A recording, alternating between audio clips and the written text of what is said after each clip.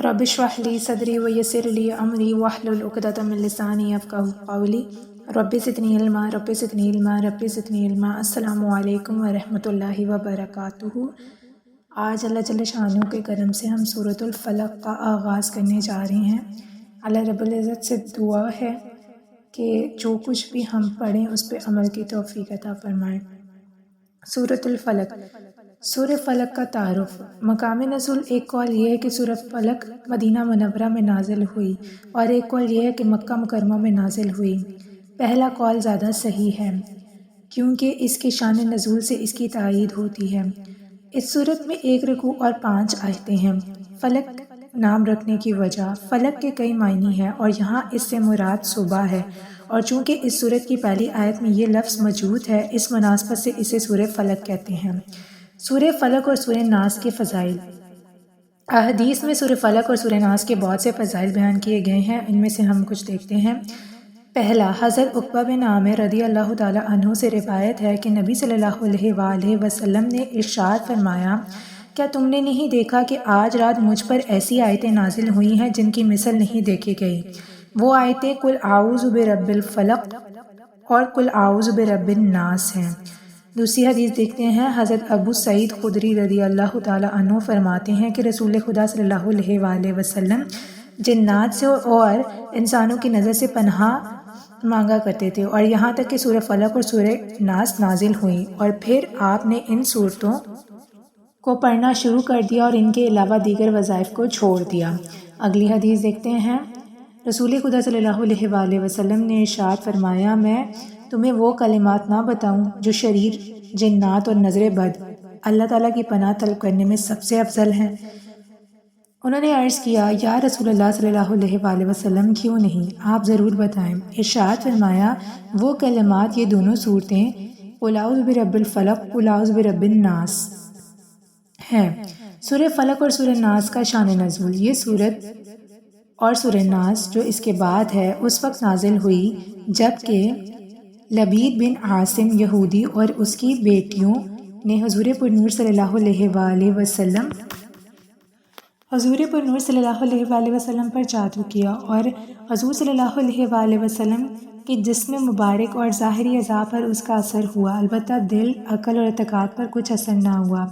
چند دنوں بعد حضرت جبرائیل علیہ السلام آئے اور انہوں نے عرض کی، ایک یہودی نے آپ صلی اللہ علیہ وآلہ وسلم پر جادو کیا ہے اور جادو کا کچھ سامان ہے، وہ فلاں کنویں میں ایک پتھر کے نیچے دبایا ہوا ہے۔ رسول صلی اللہ علیہ وآلہ وسلم نے حضرت علی المرتضیٰ کرم اللہ وجہ کریم کو بھیجا، اور انہوں نے کنویں کے پانی نکالنے کے بعد پتھر اٹھایا تو اس کے نیچے سے کھجور کے درخت کے نرم حصے سے بنی ہوئی تھیلی برآمد ہوئی، جس میں نبی صلی اللہ علیہ وآلہ وسلم کے وہ موئے مبارک جو کنگھی سے برآمد ہوئے تھے، اور نبی صلی اللہ علیہ وآلہ وسلم کی کنگھی کے چند دندانے اور ایک ڈوریا کمان کا چلہ جس میں 11 گرہیں لگی تھیں، ایک موم کا پتلا تھا جس میں 11 سوئیاں چبھی ہوئی تھیں۔ یہ سب سامان پتھر کے نیچے سے نکلا اور حضور صلی اللہ علیہ وآلہ وسلم کی خدمت میں حاضر کیا گیا۔ اللہ تعالیٰ نے یہ دونوں صورتیں نازل فرمائیں۔ ان دونوں صورتیں میں 11 آیتیں، 5 سورہ فلق میں اور 6 سورہ ناس میں ہیں۔ ہر ایک آیت پڑھنے کے ساتھ ایک ایک گرہ کھلتی جاتی تھی، یہاں تک کہ سب گرہیں کھل گئیں اور آپ صلی اللہ علیہ وآلہ وسلم بالکل تندرست ہو گئے۔ سورہ فلق اور سورہ ناس کے شان نزول سے حاصل ہونے والی معلومات۔ پہلا، جادو اور اس کی تاثیر حق ہے۔ دوسرا، نبی صلی اللہ علیہ وآلہ وسلم کے جسم پر جادو کا اثر ہو سکتا ہے، جیسے تلوار اور تیر اور نیزے کا۔ یہ اثر شان نبوت کے خلاف نہیں ہے، ایسا اثر نہیں ہو سکتا جس سے نبوت کا متعلقہ امور میں خلل آئے۔ حضرت موسیٰ علیہ السلام کے مقابلے میں جادوگر بالآخر اس لیے فیل ہوئے کیونکہ وہاں جادو سے معجزے کا مقابلہ تھا، ورنہ حضرت موسیٰ علیہ السلام کے خیال پر بھی اس جادو نے اثر کیا کہ ان کا خیال ہوا کہ یہ لاٹھیاں رسیاں چل رہی ہیں، جیسا کہ قرآن پاک میں ہے، ان کے جادو کے زور سے موسیٰ کے خیال میں یوں لگیں کہ وہ دوڑ رہی ہیں۔ نبی صلی اللہ علیہ وآلہ وسلم کے خیال پر بھی یہی اثر ہوا تھا۔ تیسرا، جادو کو دور کرنے میں سورہ فلق اور سورہ ناس میں خصوصی تاثیر ہے۔ چوتھا، جادو ٹونا اور عملیات، اثرات اور بیماریوں کو ختم کرنے کے لیے قرآن پاک کی صورتیں اور آیتوں کا استعمال کیا جا سکتا ہے کہ جیسے اوپر بیان ہوا ہے، اور خود بخاری شریف میں سورہ فاتحہ کو اس مقصد کے لیے استعمال کرنے کا بیان بھی موجود ہے۔ سورہ فلق کے مضامین۔ اس سورہ مبارکہ میں تمام مخلوق کے شر سے، رات کے اندھیرے کے شر سے، جادوگروں کے شر سے، حسد کرنے والوں کے شر سے اور اللہ جل شانہ کی پناہ مانگنے کی تعلیم دی گئی ہے۔ سورہ اخلاص کے ساتھ مناسبت۔ سورہ فلق کی اپنے سے ماقبل سورہ اخلاص کے ساتھ مناسبت یہ ہے کہ سورہ اخلاص میں اللہ تعالیٰ کی وحدانیت کا بیان ہوا ہے، اور یہاں بتایا گیا ہے کہ جو چیزیں اللہ کی شان کے لائق نہیں وہ ان سے پاک اور بری ہے۔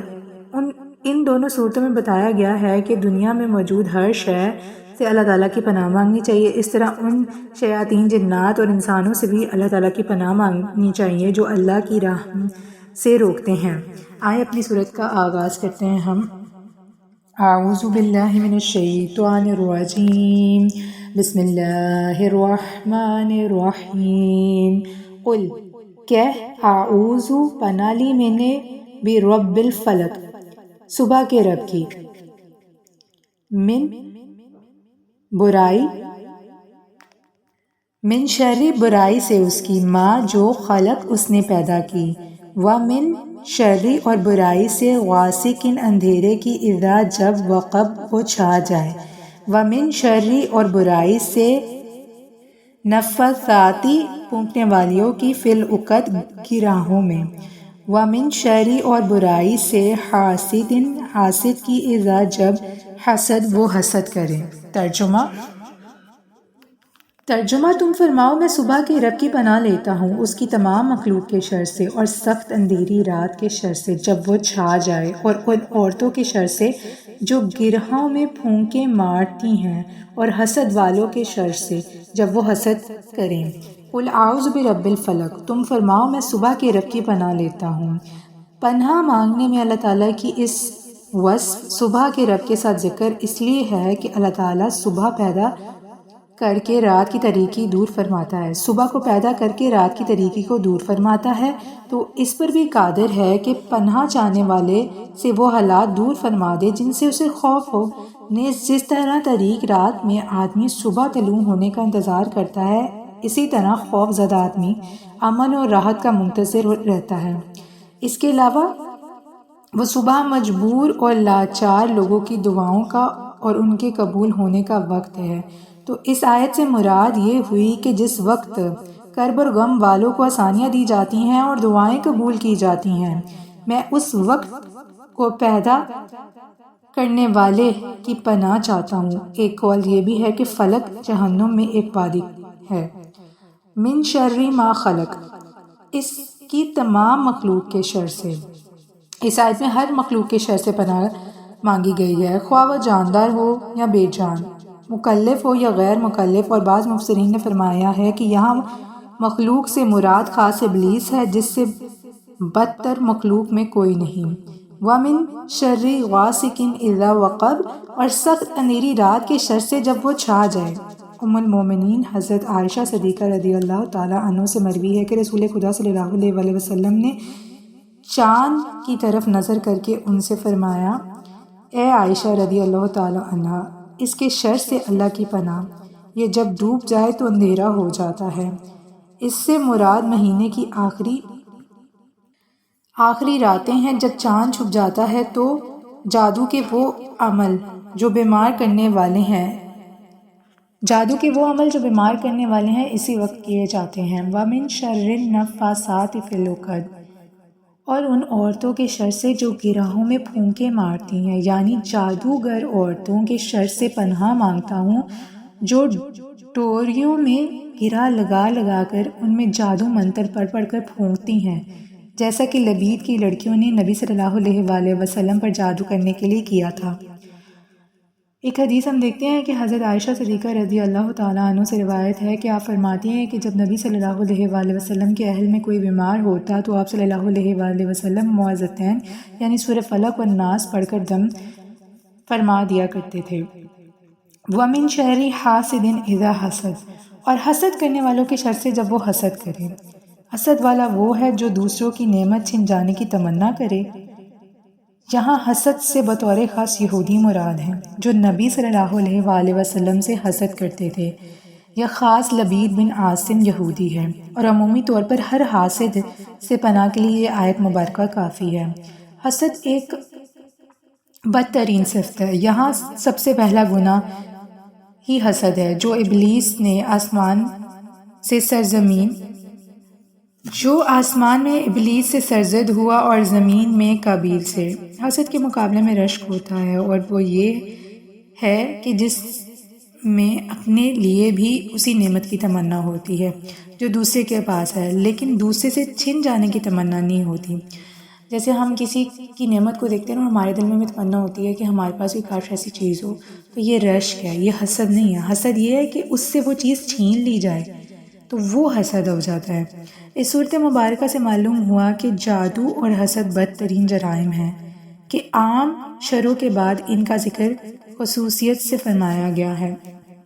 یہاں ہماری صورت کا اختتام ہوا، اور اس سے ہم نے کیا سیکھا کہ رسول خدا صلی اللہ علیہ وآلہ وسلم پر بھی جادو ہوا تھا، اور جادو برحق ہے، اور ہم اپنی ساری زندگی اسی چیزوں میں گزار دیتے ہیں کہ کسی کے پاس چلے جائیں، دم کروا لیں، لیکن ہمارے پاس قرآن پڑھا ہے، قرآن ہمارے لیے شفا ہے، اور یہ وہ صورتیں ہیں جن کو پڑھ کر نبی صلی اللہ علیہ وآلہ وسلم دم کیا کرتے تھے جب بھی کوئی بیمار ہوتا تھا۔